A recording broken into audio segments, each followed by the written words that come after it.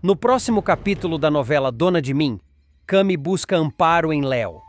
Em lágrimas, a jovem revela o peso do crime do qual foi vítima e admite que não suporta mais guardar esse segredo sozinha. A força de Léo é decisiva. Juntas, elas seguem até a delegacia, onde a delegada Renata acolhe o depoimento de Cami. Cada palavra dita pela moça ecoa como um ato de coragem. Marlon, emocionado, também comparece, mostrando que a amizade pode se tornar um porto seguro mesmo em meio às tempestades. Enquanto isso, Isabela deixa cair a máscara da estabilidade. Ela procura Filipa e, sem rodeios, confessa estar sem dinheiro. Mais do que um pedido, é uma cobrança de apoio direto à filha. A revelação desestrutura Filipa, que sempre acreditou na autossuficiência da mãe.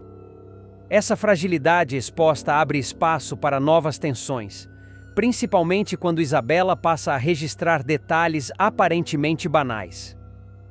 Em um desses momentos, Nina fala sobre a medicação de Filipa, e a observação de Isabela pode se transformar em arma num futuro embate familiar. Antes de continuar, clique no botão de gostei, se inscreva no canal e comente de qual cidade você assiste a novela.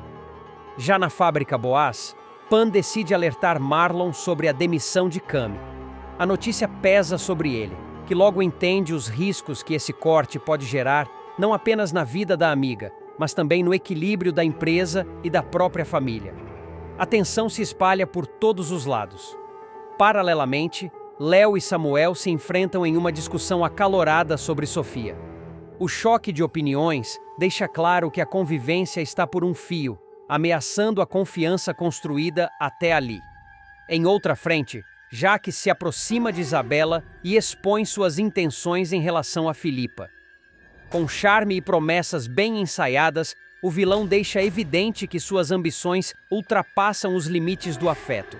Trata-se de um jogo de poder no qual ele está disposto a tudo para sair vencedor. Marlon assusta Danilo com um soco destruidor. Marlon perderá o controle ao ver Cami com Rian em Dona de Mim. O ex-detento tentará provocar o policial e acabará envolvido em uma confusão que só será interrompida por Danilo. A sequência começará depois que o noivado de Marlon e Cami chegar ao fim. A jovem, abalada por ter sofrido um estupro, decidirá buscar justiça sozinha, enquanto o policial insistirá em seguir os trâmites da lei, sem atalhos. O rompimento abrirá feridas, e a relação de confiança entre os dois desmoronará em silêncio. Determinada a não se calar, Cami se unirá a Rian para atrair o abusador até um prédio abandonado, numa emboscada arriscada. As paredes sujas, o eco dos passos e a tensão no ar transformarão o local em um palco de vingança.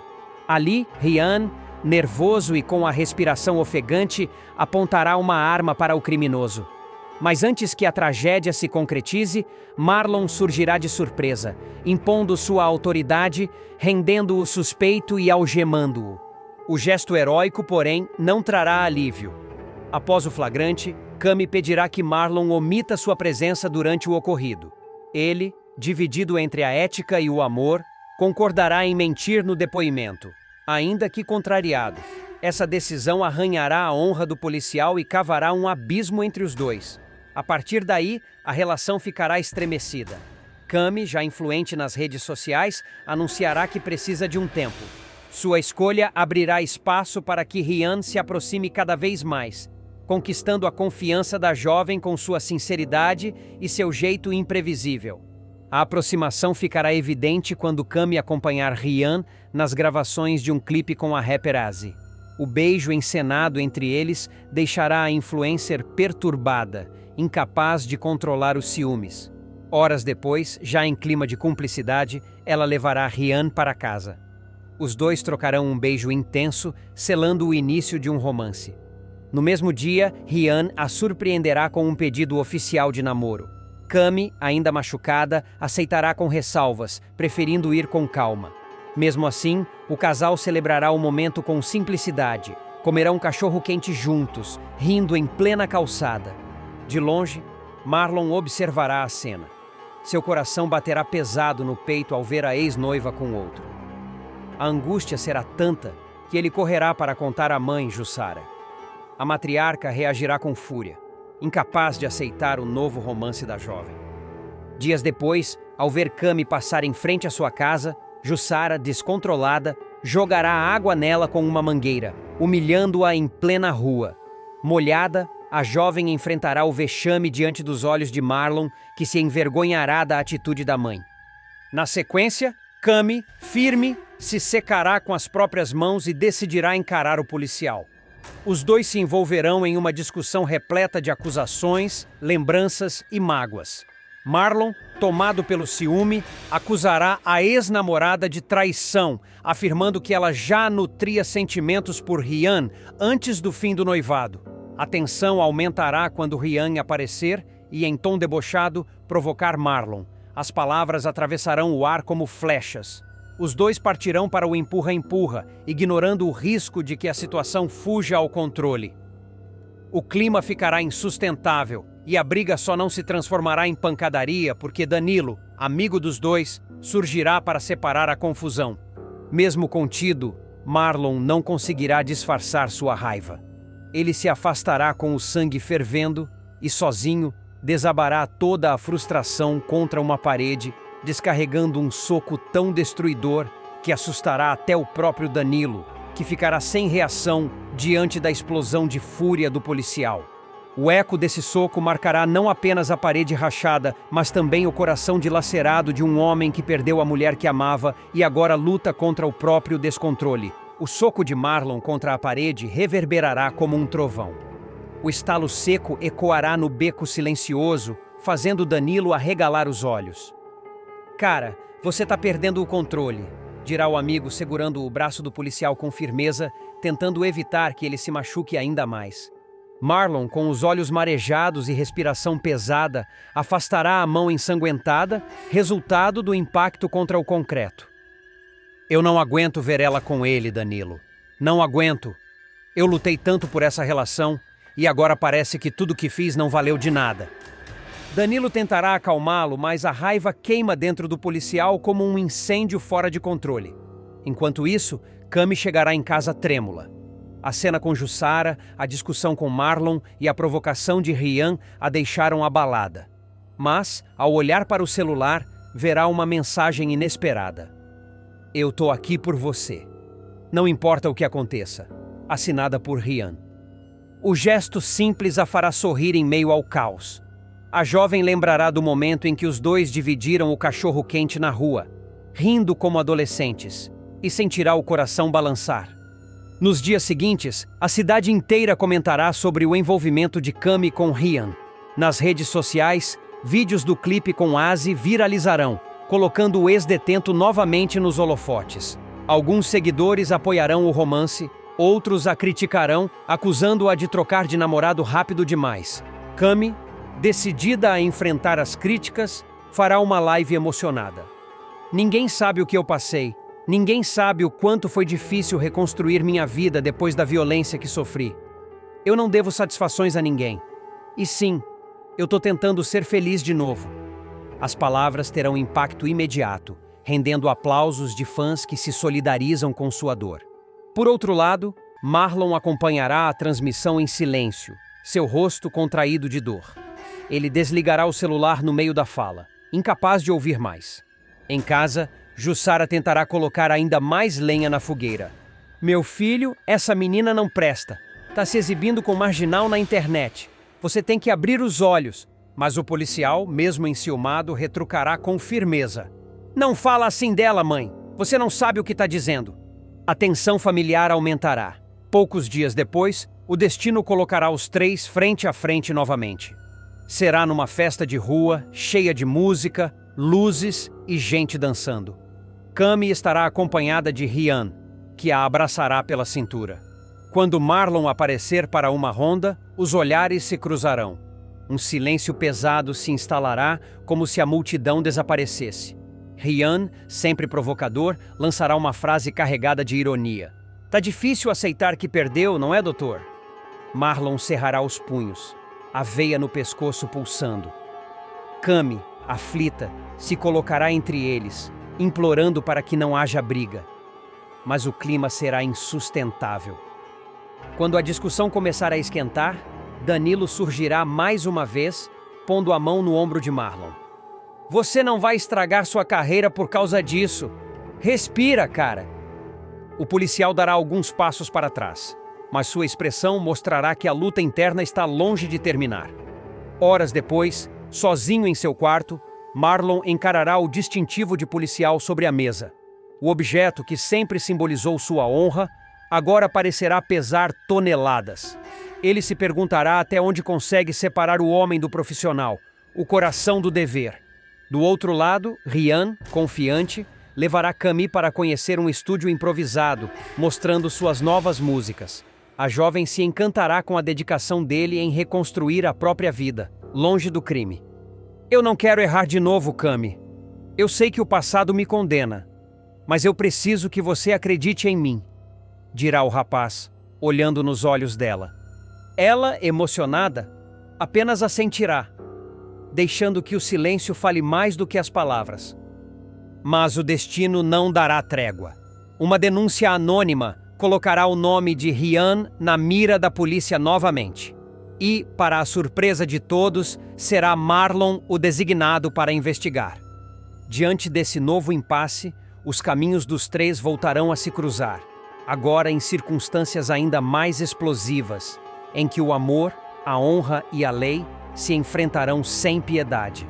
A relação de Rosa com seus familiares se tornará cada vez mais desafiadora em Dona de Mim. O que antes era apenas uma convivência marcada por diferenças de opinião e temperamento, agora se transforma em um verdadeiro campo de batalha dentro da mansão Boaz. Os lapsos de memória da idosa, cada vez mais frequentes, passam a se confundir com surtos de fúria e rancor, tornando cada encontro um risco de explosão. Rosa viverá momentos em que não saberá diferenciar passado de presente, confundindo pessoas, histórias e acontecimentos.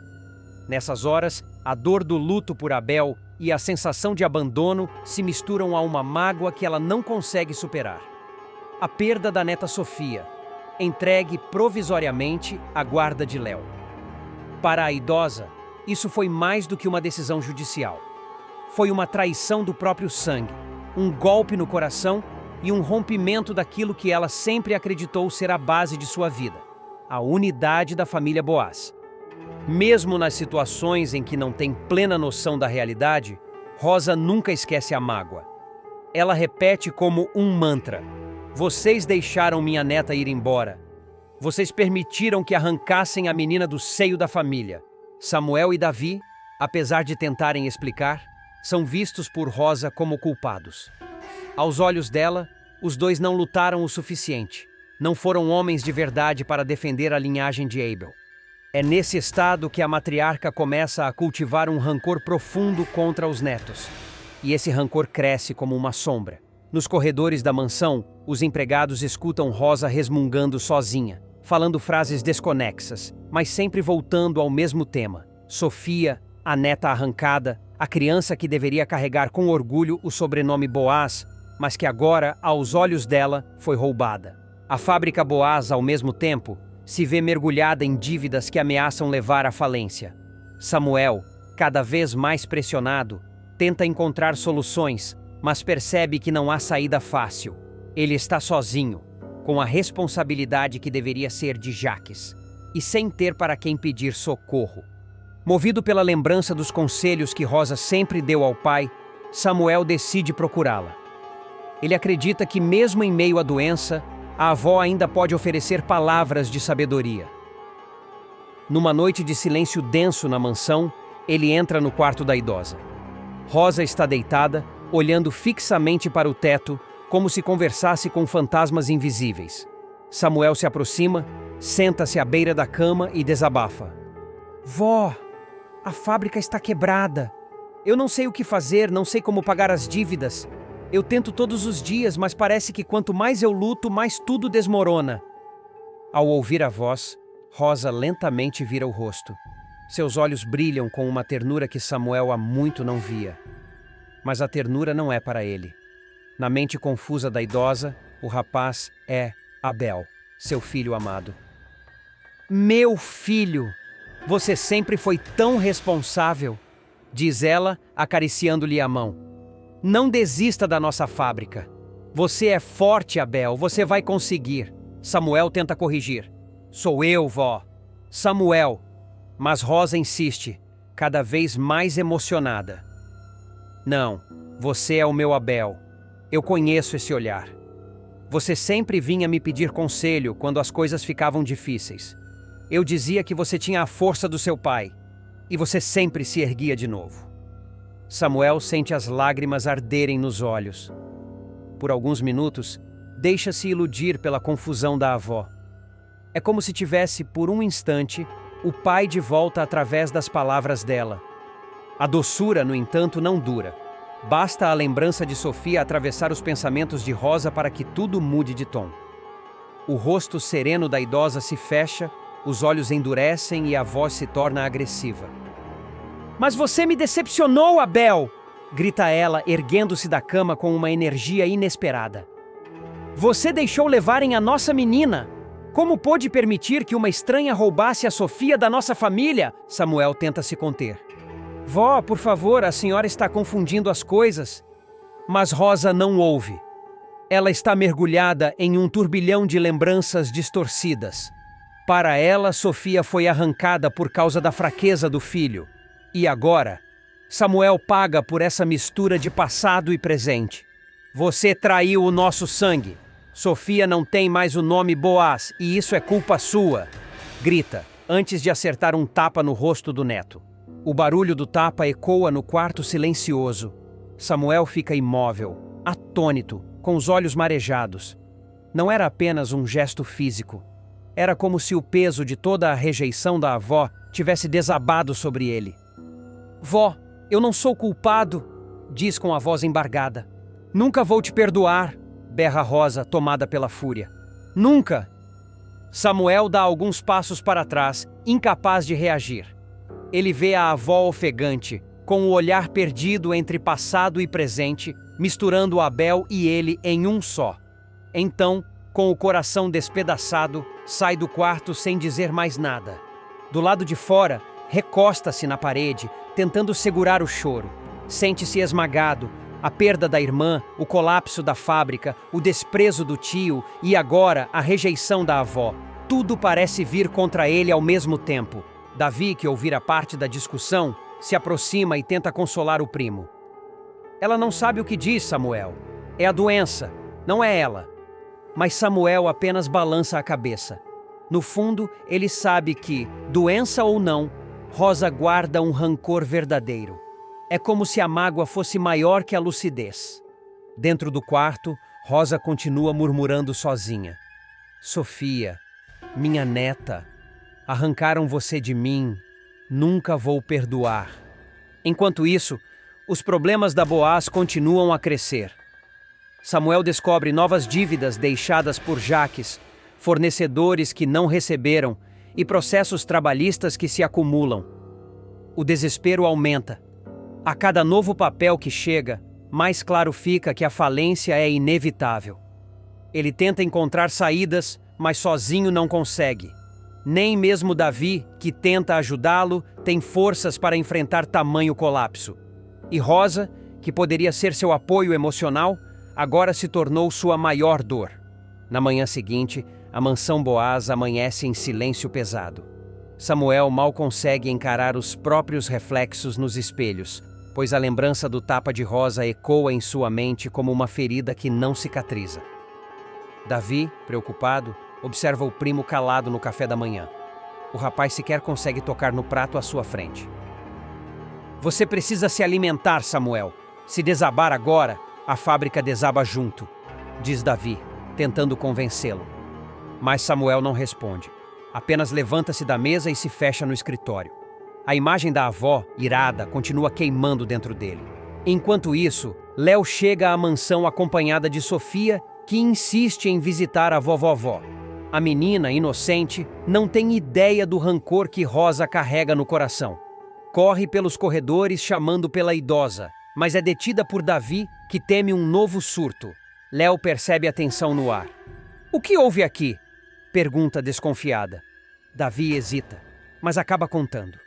Rosa. Ela bateu em Samuel. Confundiu ele com Abel e culpou pelo afastamento da Sofia.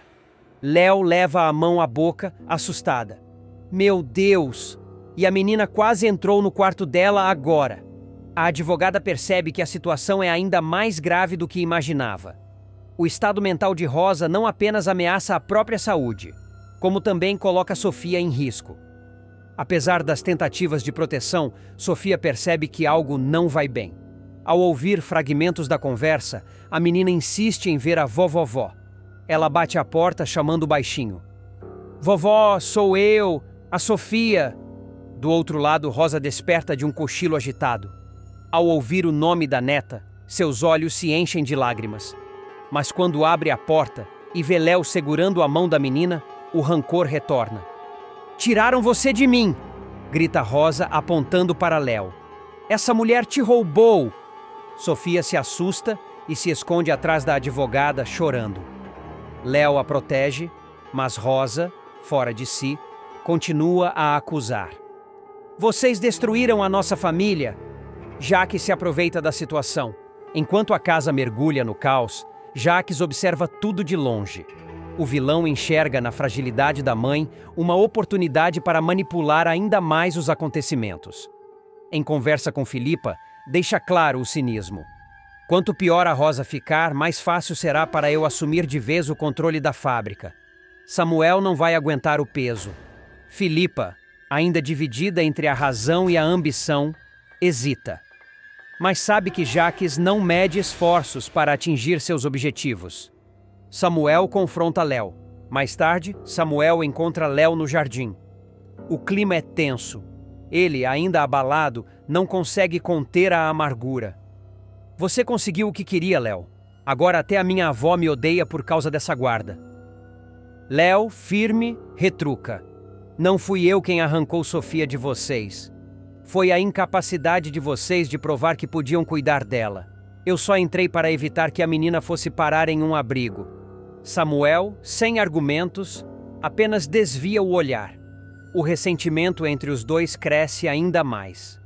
A oscilação de Rosa. No cair da tarde, Rosa tem um momento de lucidez. Chama por Davi e pede que ele sente ao seu lado. Eu não sei o que está acontecendo comigo. Às vezes vejo Abel, às vezes vejo Samuel e sinto tanta raiva, tanta dor. Davi segura sua mão. É a doença, vó.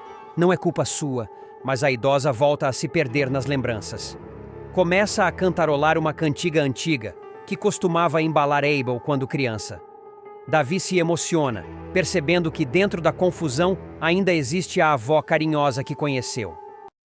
Jaques não medirá esforços para conquistar de vez o coração de Filipa.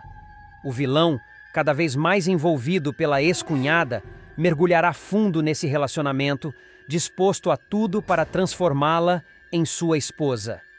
O público verá uma escalada de atitudes que vão do romântico exagerado ao manipulador obstinado, deixando claro que o empresário não lida bem com a palavra não. Logo nos primeiros momentos desse envolvimento, Jaques tomará uma decisão ousada. Pedirá Filipa em casamento 2 vezes em um curto intervalo de tempo. A atriz, no entanto, não corresponderá ao entusiasmo dele e recusará as propostas, deixando o canalha em choque. Para piorar a humilhação, ele acabará até se desfazendo do anel de noivado, num misto de frustração e orgulho ferido. Determinando-se a virar o jogo, Jaques mudará completamente sua postura. O homem frio, autoritário e agressivo que a família conhece dará lugar a uma versão surpreendentemente atenciosa, capaz de recitar elogios, preparar jantares e se mostrar carinhoso nos mínimos detalhes.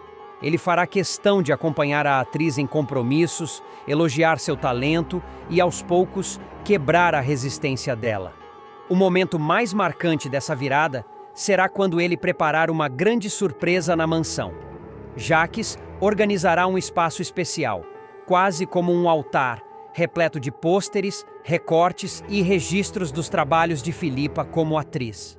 O ambiente, iluminado por velas e músicas suaves, deixará a mãe de Nina completamente comovida. Diante de tamanha demonstração, ela não resistirá e, emocionada, se entregará a um beijo apaixonado com o vilão. A partir dali, o namoro será oficializado. Apesar de o casal assumir a relação, a maior parte da família reagirá mal. Samuel, Rosa e até Nina verão o envolvimento como uma traição à memória de Abel. Mas uma figura se colocará firme ao lado dos dois: Isabela, mãe de Filipa. Sempre pragmática e interesseira, ela enxergará na união da filha com o empresário a chance de garantir estabilidade financeira e luxo. Mais do que apoiar, ela se tornará cúmplice do genro, incentivando-o a dar passos cada vez mais ousados. A matriarca, inclusive, entregará a Jacques um anel de diamantes, convencida de que o objeto pode acelerar a oficialização da relação. Armado do presente e da confiança inflada, o vilão planejará o primeiro grande gesto. Em uma tarde comum, ele invadirá uma das aulas de teatro de Filipa e, diante de colegas e professores, fará a pergunta fatídica: "Quer se casar comigo?" A atriz, constrangida e pressionada, não hesitará em recusar, causando um mal-estar geral. Humilhado, mas incapaz de desistir, Jacques tentará outra vez. Dias depois, para agradar a namorada, ele aceitará acompanhá-la até um bar simples em São Cristóvão, local que normalmente desprezaria. Entre gargalhadas, música alta e copos de cerveja, o vilão se esforçará para se misturar ao ambiente, até mesmo arriscando alguns passos de dança. No auge da descontração, ele voltará a fazer a proposta de casamento, imaginando que o clima mais íntimo favoreceria uma resposta positiva. Mas Filipa repetirá a negativa, firme em sua decisão. A rejeição dupla será demais para o orgulho de Jacques. Ele guardará o anel, devolverá o presente a Isabela e prometerá a si mesmo que não insistirá, ao menos por enquanto.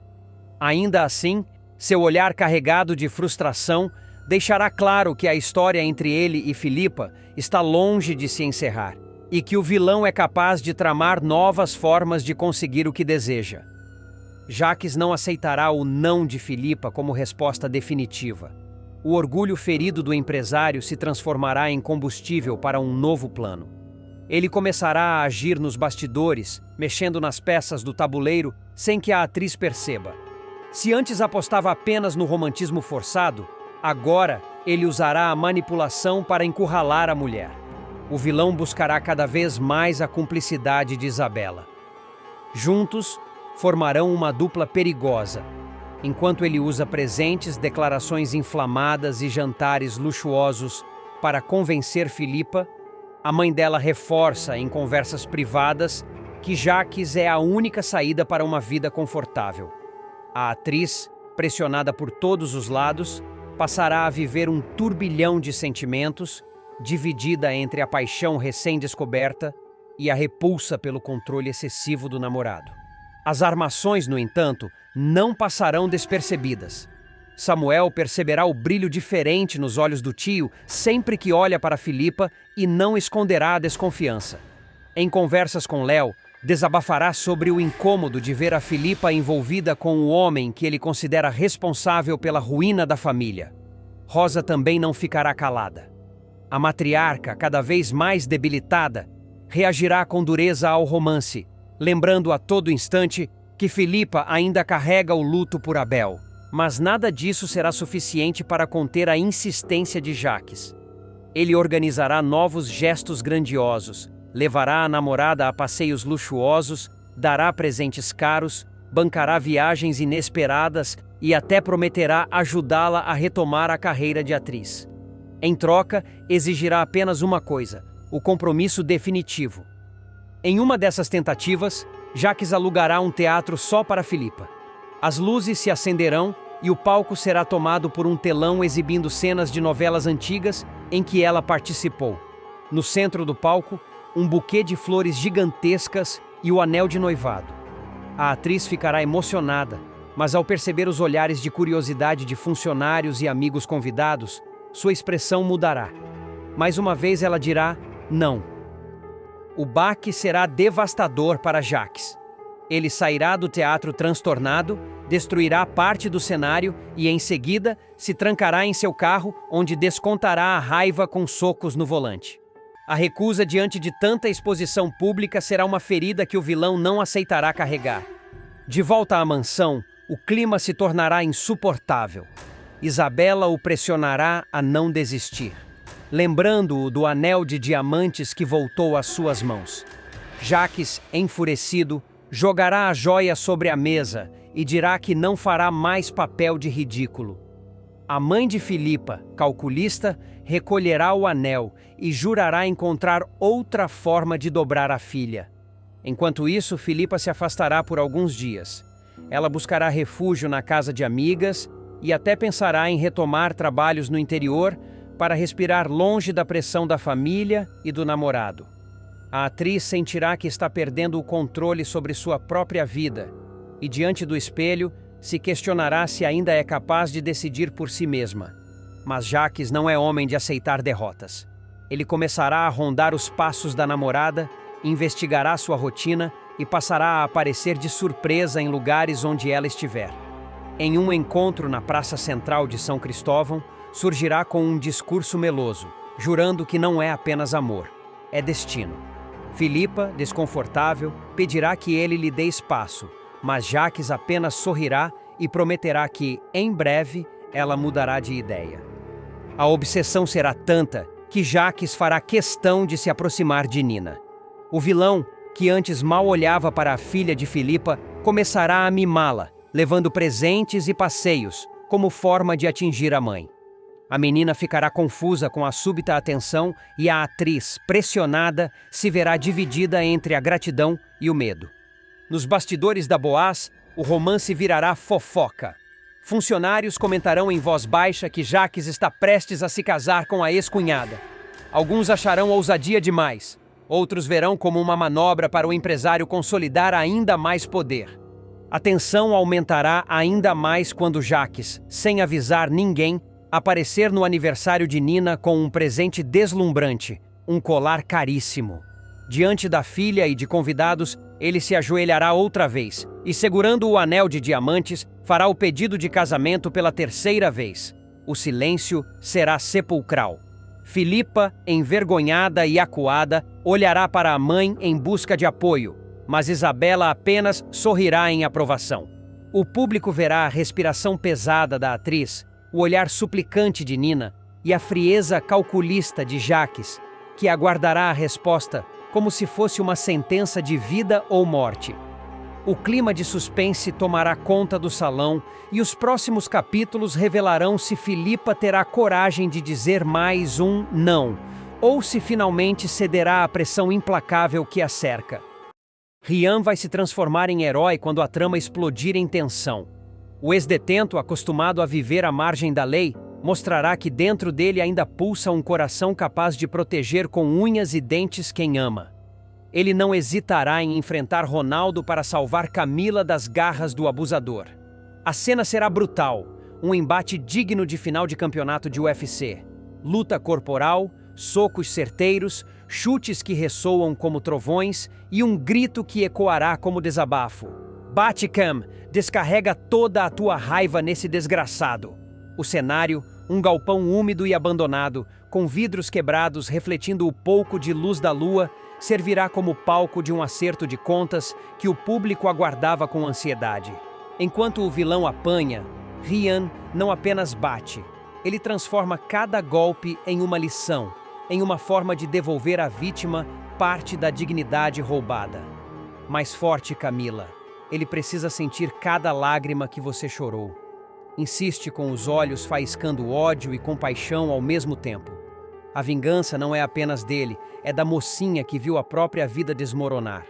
A dor dela se converte em combustível de uma guerra pessoal que agora tem testemunhas. A plateia, em choque, vai sentir o coração bater mais rápido. Camila, antes frágil e retraída, será empurrada para o limite. Após o abuso cometido por Ronaldo, a jovem perdeu a fé na justiça, viu sua alma se partir em pedaços. Ela tentou seguir os protocolos, fez a denúncia, buscou apoio em Marlon, mas o agressor sumiu como fumaça, zombando da polícia e da sociedade. De volta para casa, Camila desabou nos braços de Rian, soluçando palavras de dor. Confessou entre lágrimas que se sentia culpada por não ter conseguido se defender. O ex-presidiário, tomado por uma mistura de ódio e ternura, rebateu com voz trêmula: "Não, você não é culpada, esse verme é. Eu vou atrás dele até o inferno se for preciso. Eu juro, Cam, ninguém mais vai te tocar." Marlon, policial e apaixonado, ficou possesso com o desaparecimento do criminoso. O coração dele batia na fronteira entre a raiva profissional e o sentimento pessoal. "Esse monstro vai pagar, Cami. Eu vou caçar ele até debaixo da terra, custe o que custar", prometeu, batendo a mão sobre a mesa como se assinasse um pacto consigo mesmo. Mas a justiça, como sempre, parecia lenta, burocrática, incapaz de trazer paz para a jovem. A cada dia que passava, Camila se sentia mais sufocada, como se a sombra do vilão ainda estivesse sobre ela. É então que um envelope surge na porta da casa dela, como um recado do próprio inferno. Dentro, uma foto tirada de longe, ela caminhando pela rua, distraída, sem imaginar que era observada. Prova de que Ronaldo continuava à espreita. O terror tomou conta da mocinha. Camila tremeu ao mostrar a imagem, os dedos gelados e a voz embargada. "Ele tá me vigiando, Rian. Ele sabe cada passo meu." O silêncio tomou conta da sala. Marlon reagiu com fúria, jurando intensificar a caçada. Mas foi Rian quem foi ainda mais longe, quase cuspindo as palavras. "Chega de lei. Se a polícia não dá jeito, a gente dá. Esse verme merece apanhar até não sobrar dente." E então veio a escolha que mudou tudo. Camila, cansada de esperar, sem fé na justiça, declarou: "Eu não acredito mais na justiça. Eu quero vingança." O olhar dela, antes de vítima, agora era de alguém que havia atravessado o fogo e estava pronta para incendiar o que restava. Juntos, ela e Rian armaram a emboscada. Um bilhete falso, um convite para um encontro, escrito com as mãos trêmulas de Camila, mas guiadas pela fúria. O local escolhido não poderia ser outro. Um prédio abandonado na periferia, escuro, silencioso, cheiro de ferrugem e poeira. Cenário perfeito para atrair o predador à própria ruína. No dia marcado, Ronaldo surge, com aquele sorriso cínico, achando que teria mais uma vítima fácil. Ao ver Camila sozinha, ele avança com a mesma arrogância de sempre.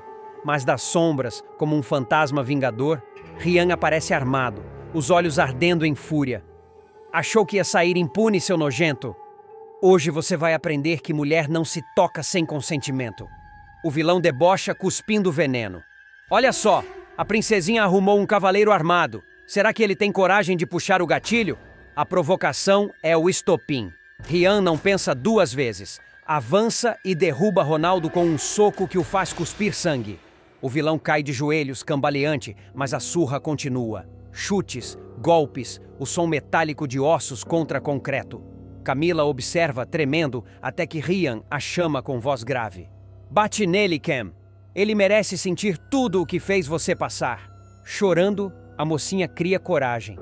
O tapa que ela desfere ecoa como um trovão dentro do prédio. Não é só um tapa, é uma libertação. "Isso é por todas as vezes que me culpei pelo teu crime maldito", grita com a alma rasgada. Ronaldo cambaleia, sangra, mas ainda tenta rir, o que só aumenta o ódio de Rian. Nesse momento a tensão atinge o ápice. Marlon invade a cena, de arma em punho, gritando: "Acabou, Ronaldo! Você tá preso!" O policial domina o agressor debilitado, o algema e chama reforços pelo rádio. Depois encara Rian, a veia do pescoço latejando. "Você enlouqueceu? Podia ter estragado tudo e acabado na cadeia de novo." Mas Rian, firme, encara o amigo e rival nos olhos. "Eu não ligo de voltar para a cadeia se for pela Cami. Esse verme merecia coisa muito pior." Assustado com a possibilidade de ser preso, o ex-detento foge antes que os colegas de Marlon cheguem. A cena fica em suspense. Sozinha com o policial, Camila implora, ajoelhada com a voz quebrada: "Não conta que o Rian estava aqui. Ele só queria me proteger."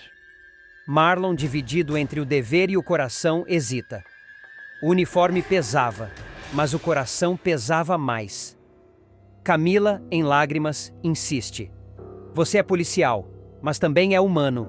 Me ajuda, por favor. Não destrua a vida dele de novo. Depois de um silêncio carregado de tensão, Marlon cede. Tá bem, eu vou omitir, mas essa culpa vai me perseguir, Cami. Que Deus me perdoe por isso. Naquela noite, Camila não consegue dormir. O rosto de Rian, os punhos fechados, o olhar intenso, tudo volta em sua mente como um filme sem pausa. Tomada por gratidão, por emoção, por uma força que não sabia que tinha, ela decide procurá-lo. Ele se escondeu numa pensão barata de paredes mofadas e luz fraca, mas ao receber a mensagem da jovem, não resistiu. Quando ela chega, encontra o rapaz sentado na cama, ainda com marcas da luta, o corpo machucado, mas o coração firme. Você arriscou a vida por mim, podia ter sido preso, mas ficou lá, diz Camila com os olhos marejados. Rian, firme, rebate com simplicidade devastadora. Eu faria tudo de novo. Fiz por amor. O silêncio entre eles é quebrado por um beijo intenso, carregado de paixão e lágrimas. Sempre foi você, confessa Camila. Rian sorri com os olhos marejados. Então fica comigo. Eu prometo que vou dar minha vida para te proteger. No dia seguinte, a jovem encara Marlon com coragem. Eu não quero mais nada entre a gente. Eu respeito você, mas não é amor. Meu coração sempre foi do Rian. O policial, em choque, sente a raiva subir como fogo. Você escolhe um ex-presidiário ao invés de mim? Você está cometendo o maior erro da sua vida. Mas Camila mantém firmeza, a voz inabalável. O maior erro seria viver contra o que eu sinto.